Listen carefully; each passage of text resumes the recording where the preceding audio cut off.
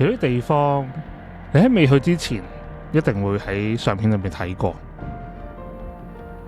但係當你真正去到西藏，企喺幾千米嘅高原上面，面對緊冇盡頭嘅山，你突然會發現，原來相機有時候唔係為咗拍得有幾清楚，而係為咗記錄呢一刻真係存在過。今次我會帶住 Insta360 Lunar Ultra 同大家走入西藏。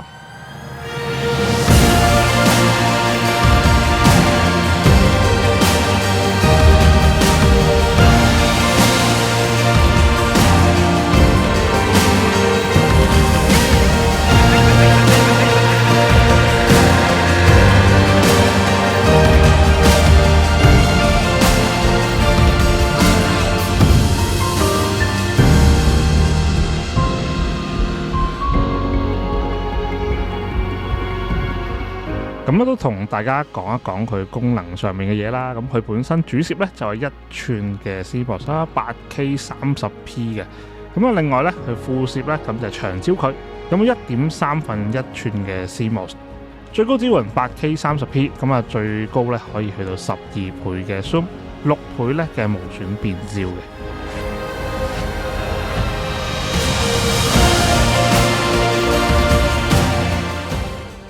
其實未到西藏啊，我已經感受到呢個 Lunar Ultra 嘅長焦嘅魅力。就喺飛機上面咧，已經影咗好多長焦距嘅相片啦。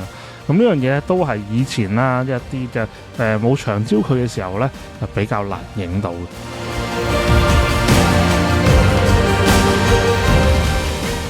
咁變咗咧，因為佢好似即係有幾支鏡頭咁，因為點解咧？咁譬如20mm，佢本身咧就係1x 啊嘛，咁佢 crop 做2倍嘅時候就40mm啦，咁啊呢個好常用一個焦段嚟嘅。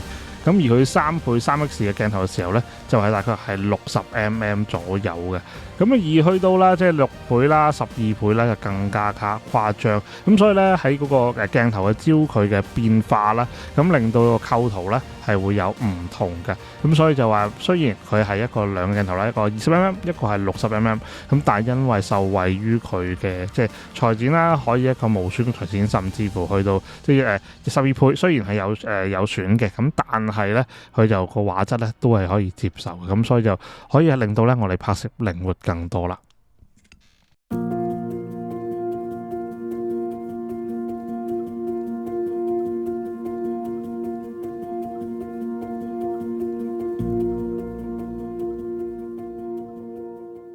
咁始終Lunar Ultra 咧都係一個3軸嘅雲台穩定器啦，加埋佢算法啦，係非常之穩定啊！咁啊，亦都係咧，大家去到唔同嘅地方啦，去旅遊又好，自拍又好啦，亦都可以好輕易咁樣拍出一啲唔同嘅影片，無論係行走緊啦，或者係一啲嘅唔同嘅運鏡啦，都係好輕易可以做出嚟嘅。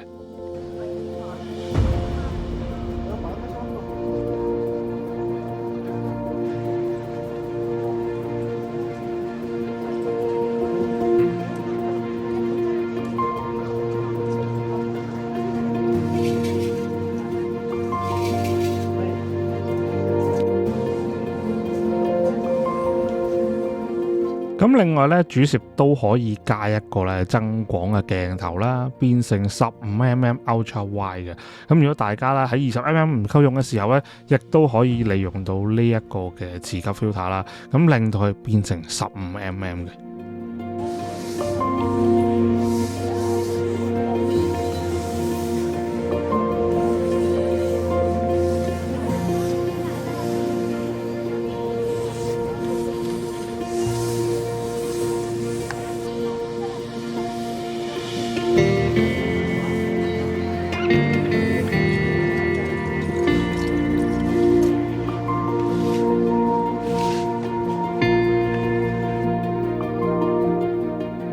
另外3倍嘅鏡頭啦，咁始終佢都係一個長焦距鏡頭，可以除咗幫到我哋影風景之外咧，影人像都係有幫助嘅。因為其實佢除咗個焦距唔同之外咧，咁其實背景都會有啲虛化嘅效果嘅。咁大家亦都可以睇下啦，喺逆光之下啦，可以出嚟個效果啦。咁睇下呢個3X 嘅鏡頭，同大家咧去影下一啲唔同嘅人啦，俾大家體驗下嘅。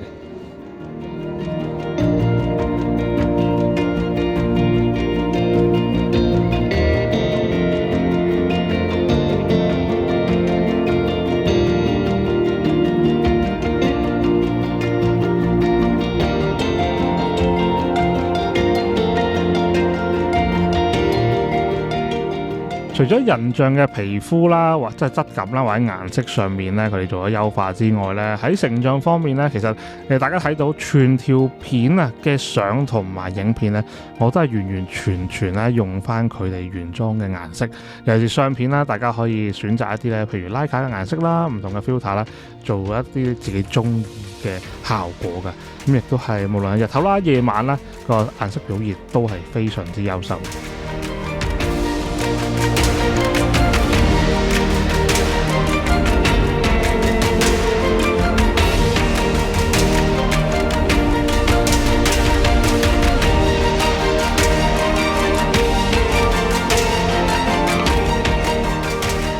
仲有一點咧，大家都應該好關心，就係自拍啦，同埋逆光嘅自拍啊。咁好多時咧，我哋即係出去旅行啦，成日都想拍到自拍，但又拍到後面咧風景，但經常遇到背光嘅問題。咁但係咧，呢部機的而且確令我好深刻嘅印象，喺背光之下嘅人像嘅處理啦，咁啊自拍非常之好啊！即係大家都可以望下個效果啦，亦都係歡迎下面留言一齊同我哋討論下，究竟你覺得佢嘅顏色係點樣呢？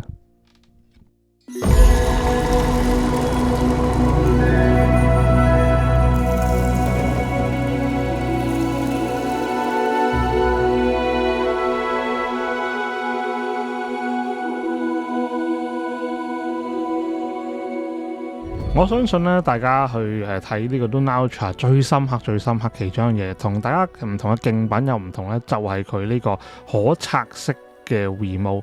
咁大家咧喺個機身度咧就可以將佢個控制模塊拆出嚟，咁亦都係個 mon 咧可以無線可以睇到個構圖，亦都可以咧控制到唔同嘅 zoom 啦，唔同嘅雲台嘅構圖啦，亦都係所有控制咧都可以喺晒呢個模塊度咧去控制嘅。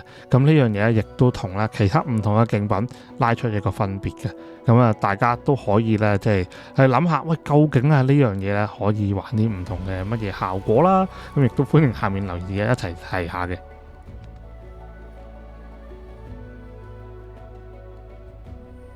我哋有時出去啦、旅行啦，又或者拍攝啦，好多時收音都係一個好重要嘅問題。咁好多人都會諗啦，究竟 Luna 啦有啲咩方案嚟解決聲音呢個問題嘅？咁其實佢有幾個方案咧，都係做得幾好嘅。咁第一樣嘢啦，咁當然佢有呢個新嘅一個咪咧，咁啊可以你自己加落去啦。又或者咧，你買套裝嘅時候咧，亦都可以跟埋一個嘅即係最新嘅咪 Pro 嘅。咁另外咧，就係當然佢個遙控咧，原來都係有咪嘅功能嘅。即係話咧，當你拆咗個分體嘅模組之後咧，你可以當佢係一個無線咪咁樣手揸咁樣用。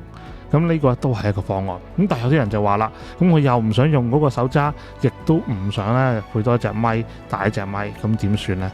咁可以俾大家聽下，佢一個咧現場係利用佢機身收音嘅一個效果，我自己覺得都幾震撼嘅。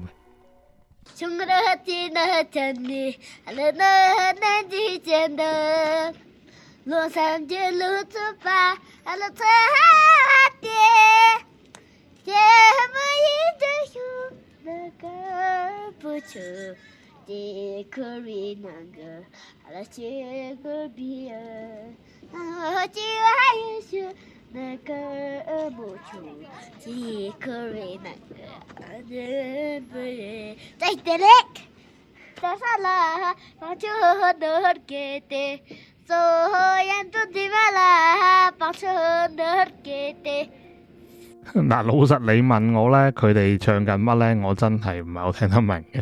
咁如果有觀眾真係聽得明咧，歡迎下面留言，佢唱緊咩歌啊？咁但係啦，即係當然佢唱歌咧，完全係純靠嗰個機身嘅收音啦。即係唔知大家覺得個效果係點啦？我自己就覺得幾震撼嘅。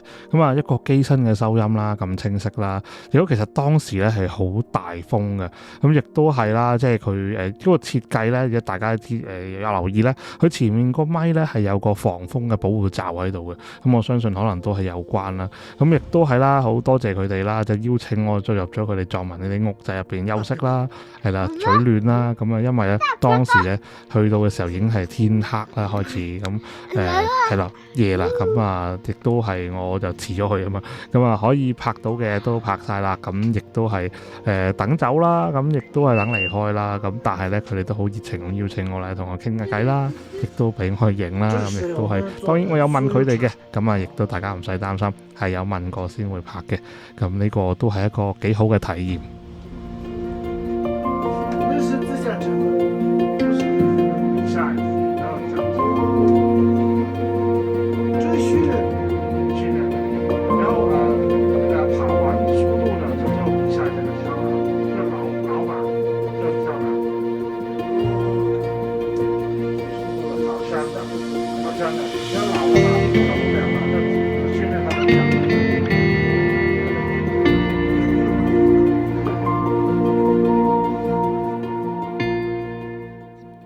咁另外 Lunar Ultra 咧係可以拍到 4K 120p 嘅慢動作嘅片嘅，咁所以咧即係大家需要一啲慢動作嘅時候咧，亦都可以利用到呢個功能嘅。